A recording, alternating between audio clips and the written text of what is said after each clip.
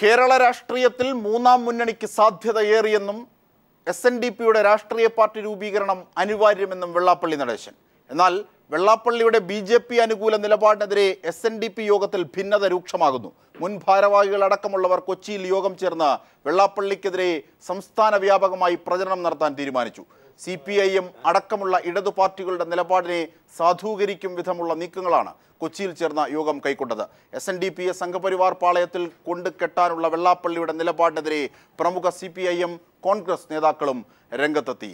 ചർച്ച ഇങ്ങനെ പുരോഗമിക്കുമ്പോൾ കാലം ഏത് വിധത്തിലാണ് നീങ്ങുന്നതെന്ന് നവോത്ഥാന രാഷ്ട്രീയത്തിന്റെ ബാക്കി പത്രങ്ങൾ തീരുമാനിക്കുമോ?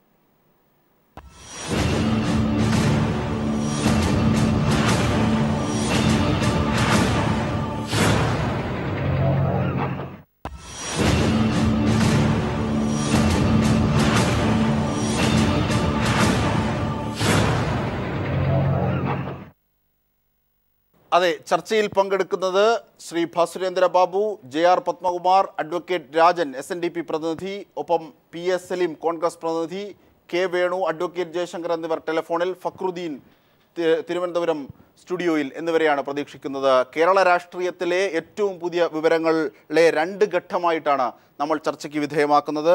ഒന്ന് SNDPയുമായി ബന്ധപ്പെട്ട വിഷയങ്ങളും മറ്റ് സാമൂഹിക സാംസ്കാരിക രാഷ്ട്രീയ മേഖലകളിൽ വർഗീയത വളരുന്നു, അതിനുള്ള പല ഉദാഹരണങ്ങളും പലയിടത്തും മുളയിടുന്നു എന്നത് സംബന്ധിച്ച് രണ്ട് ഘട്ടങ്ങളായിട്ടാണ് ചർച്ച ക്രോഡീകരിച്ചിരിക്കുന്നത്. ആദ്യം ശ്രീ JR പത്മകുമാറിലേക്ക് തന്നെ പോകാം.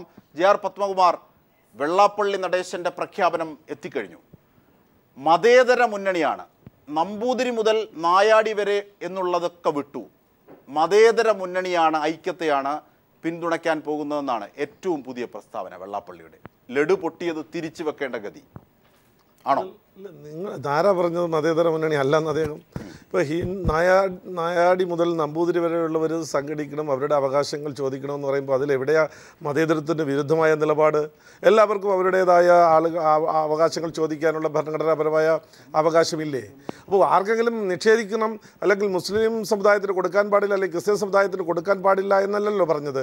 അവർക്ക് ഇപ്പോൾ ഈ പറഞ്ഞ പാർശ്വവൽക്കരിക്കപ്പെട്ട ഈ സമൂഹത്തിൻ്റെ ആവശ്യങ്ങൾ പരിഗണിക്കണം, അതിനുവേണ്ടി പ്രവർത്തിക്കുമെന്ന് പറയുമ്പോൾ അത് ആർക്കെങ്കിലും കിട്ടിക്കൊണ്ടിരിക്കുന്ന അവകാശത്തിൻ്റെ നിഷേധമല്ലല്ലോ.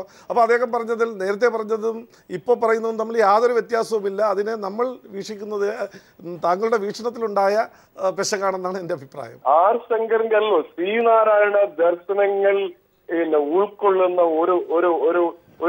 ഒരു വലിയ പാരമ്പര്യമുള്ള, ഒരു മഹിതമായ പാരമ്പര്യമുള്ള SNDP പ്രസ്ഥാനത്തിന് ഒരിക്കലും സംഘപരിവാറുമായി ചേർന്ന് പോകാൻ ഒരു നിമിഷം പോലും കഴിയില്ല. സമാന്തര രേഖകള് അനന്തതയിലേക്കും ഇൻഫിനിറ്റിലേക്കും എന്നൊക്കെ ഒരു ലേറ്റസ്റ്റ് വേർഷൻ ഉണ്ട്. പക്ഷെ എങ്ങനെ ശ്രീനാരായണ ദർശനങ്ങളും സംഘപരിവാറിനും നിലപാട് ഒന്നിച്ചു പോകാൻ കഴിയും? ഇതൊക്കെ CPM സ്വീകരിച്ച നിലപാടുകൾക്ക് അവർ കൊടുക്കേണ്ടി വരുന്ന വില എന്നുള്ളതാണ്. അത് ആർ ശങ്കറിനെ മാത്രമല്ല, ആർ ശങ്കറിനെ പോലുള്ള ഒട്ടേറെ മഹാവി കുമാരനാശാനെ പോലുള്ള എത്രയോ മഹാന്മാരിരുന്ന ഒരു വലിയ തീർച്ചയായും ശ്രീ PS സലീം. ഇപ്പോൾ നമ്മോടൊപ്പം K വേണു കൂടിയുണ്ട്. ശ്രീ K വേണു, താങ്കൾ വെള്ളാപ്പള്ളിയുടെ ക്ഷണം നിരസിച്ച ആളാണെന്നാണ് കേൾക്കുന്നത്. അങ്ങനെയെങ്കിൽ ഒരു സംശയമുണ്ട്. അതായത് ആർ ശങ്കറിനും വെള്ളാപ്പള്ളിക്കും ഇടയിൽ MK രാഘവൻ എന്ന പ്രമുഖനായ ഒരു നേതാവുണ്ടായിരുന്നു SNDPക്ക്. പള്ളുരുത്തി ആണെന്ന് തോന്നുന്നു. അദ്ദേഹം നിന്ന് മണ്ഡലത്തിൽ തോറ്റുപോയി, ഈഴവ ഭൂരിപക്ഷ പ്രദേശമായിരുന്നു.